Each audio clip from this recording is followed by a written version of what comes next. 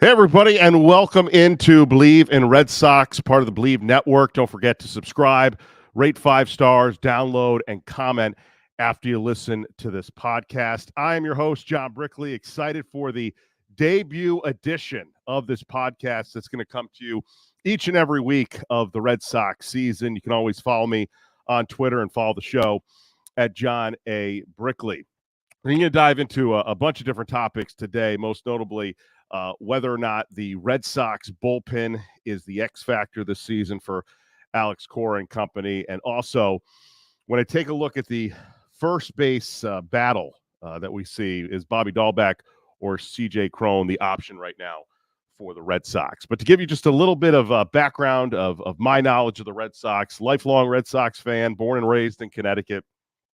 And I've seen it pretty much all, if you will. I have seen World Series titles in 04, in 07, 13, and in 2018. I'm a former ESPN broadcaster hosting Baseball Tonight. Had the likelihood of working with a lot of great names there. John Farrell, the former Red Sox skipper as well, which I'll tell you a little bit of a funny story coming up in just a moment. But also saw the Red Sox play a key role, obviously, in the postseason, having been on the radio side as well, hosting the pre- and the post-game coverage of Red Sox games on ESPN radio throughout the playoffs, including that run in 2018. And one of the best memories for me, of course, has to be the 2013 World Series win. Was there at Fenway Park. Place was electric, as you can imagine. And saw the final out. First time the Red Sox had won the World Series at home since 1918. So certainly was a incredible moment to be a part of. But let's talk just for a moment, if you will, about this Red Sox team. And there was so much, I don't want to say turmoil because I don't think that's the right word, but I think there was just a lackluster feeling, if you will, with how this season had, at least on paper, looked going into the 2024 season. No real big moves by team president Craig Breslow. And instead, we get Tyler O'Neill, we get Lucas Giolito, and Chase Anderson. That was it. Not exactly worth coming to the ballpark to see, right? And then, of course, we get the issue with Giolito and the issues that he had with his elbow and out for the season. But despite all that, here are the Red Sox, 7 games into this season, when we thought perhaps they would be the Marlins, winless through the first 7 games, or the Mets until their first victory on Thursday night. But yet the Red Sox, behind some surprisingly solid pitching, are off to a 5-2 start. Now, how do we categorize this 5-2 start? Well, you can look at the opponents, right? You get Seattle, which they split. But again, these moves that by many were lackluster. And yet Tyler O'Neill makes history with a home run on opening day. Devers goes yard as well in that series against Seattle. And then they go to Oakland, and we know how much of a train wreck that franchise is right now. If you heard the news about West Sacramento being the new ballpark, a minor league ballpark for the A's. And the Red Sox go and, no surprise, sweep the Athletics. And so here we are with a 5-2 start. And you have to think to yourself, what's behind this 5-2 start? Is it sustainable? Perhaps. But the thought is that the starting pitching, because they didn't go out and they didn't get Jordan Montgomery and they didn't get Blake Snell, that perhaps that this would be the Achilles heel, if you will. And it, again, it's too early to tell, right? We're only 7 games into the season. The sample size is way too small. But at least there's optimism. And I guarantee you, any Red Sox fan that's listening to this podcast right now didn't think optimism would be the word after the first 7 games of the season. But here we are. Now the question becomes, what's behind this 5-2 start? And one of the questions I pose to you, and I'd love to get your feedback, is the Red Sox bullpen the X factor right now? Now, again, you'll notice throughout listening to this podcast, I'm a big believer in the numbers. I'm not big into the analytics, but I'm big into the numbers.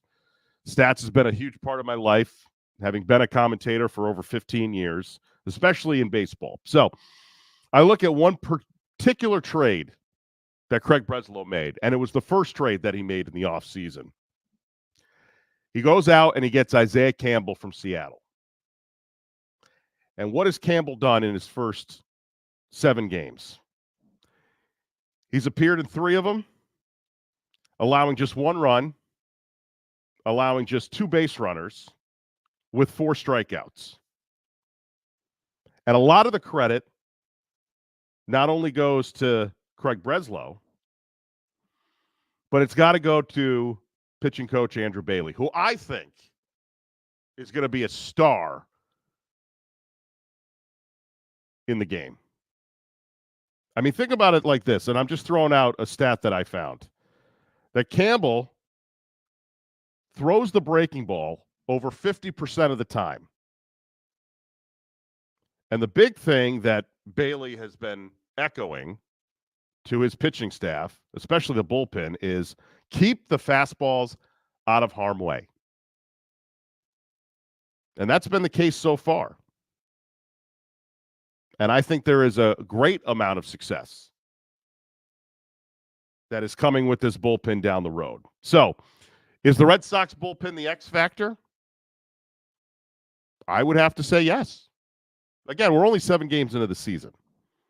And I understand that there's a lot more to play. There's a lot more issues that could be down the road. But for me, I think the Red Sox built it the right way. I think that the Red Sox are going to potentially build on this foundation on the bullpen. And don't forget, I still think they're going to go out and get an arm sooner rather than later. I'm not sold on the fact that this is the starting staff for the Red Sox. But either way, to me, the Red Sox bullpen right now could be the X factor this season. Now, there's another story that I saw on fansided.com, and I thought it was an interesting piece that was written. And the big topic point was that there's been issues when it comes to the depth of the position players with this team. Now, take away the fact that the Red Sox have, as many have said, up to 7 promising outfielders. Of course, if you saw the news, by the way, and a complete side note, that Jackie Bradley Jr. is now a member of the Long Island Ducks. I always loved JBJ. Couldn't stand his bat, loved his glove. But that's a franchise that, if you remember, for former Red Sox headbutter, if you will, Carl Everett was a member of the Long Island Ducks, as was Edgardo Alfonso, if you remember that name. But one of the big storylines this year for the Red Sox is going to be the issues that they have with their position players. And fansided.com, and I tend to agree with this argument, is who do you go with? Do you go with C.J. Cron, who they got in the offseason, very late in the offseason? In fact, he's in the minors right now with the AAA team trying to adjust because he got signed and picked up so late by the Red Sox, which I think is going to be a sneaky move for Boston. Now, I'm not going to say that this team is comparable to the 2013 team, by no means. But I could see them surprising a lot more people. Now, am I saying playoffs? Maybe. I mean, that's a stretch. But I do think that they could surprise some teams and win 75 to 80 games. But let's get back to the story at hand, the discussion point that I wanted to bring up on this podcast for this week. Do the Red Sox look at Bobby Dahlbeck and say we need to make a change and go perhaps to C.J. Cron? Now, if you look at Cron's numbers last year, or I even should say, 71 games with 12 home runs. So they're not jaw-dropping numbers by any means. But think about this. 2 years ago, he was an all-star. He was an all-star with the Rockies,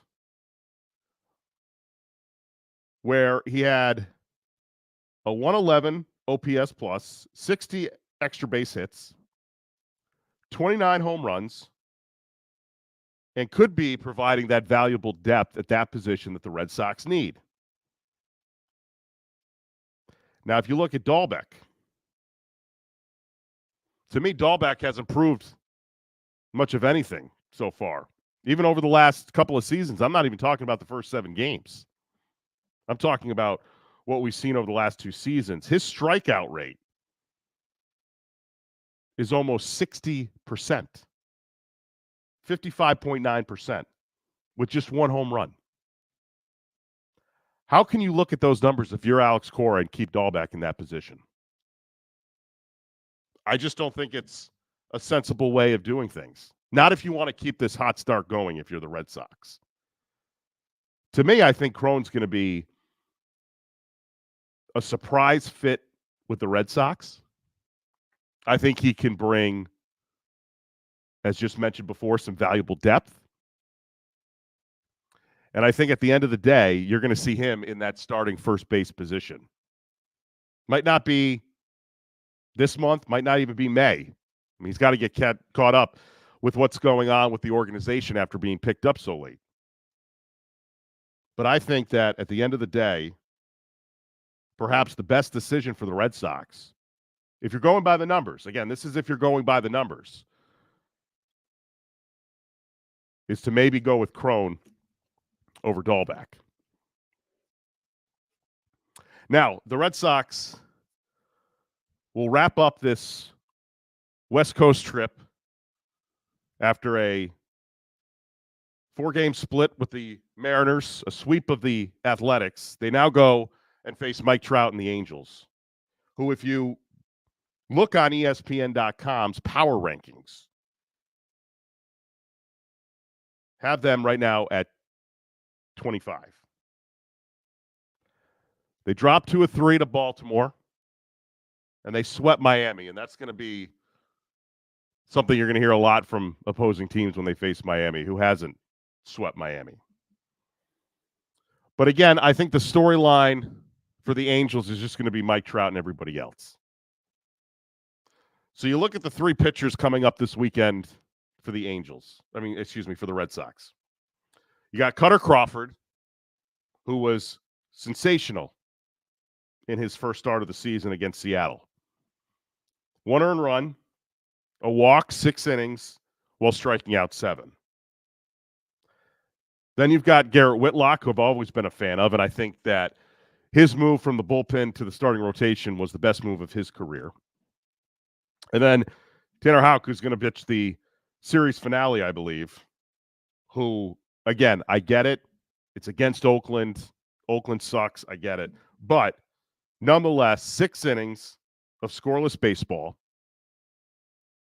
3 hits, and 10 strikeouts. To me, this is going to be the most interesting series thus far. And again, I understand that the sample size is small, but I want to see how these starting pitchers come out and perform in their second start of the season. You know, think about this as if you're a newlywed and you go on the honeymoon, right? And everything's all grand and there's nothing wrong. And then all of a sudden you get home and you start peeling back the layers a little bit, and a little thing bothers you here, a little thing bothers you here, and you start to notice things.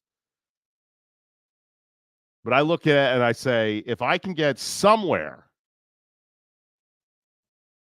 near the numbers that I saw perform the first time around with this rotation, I'm going to feel a lot better.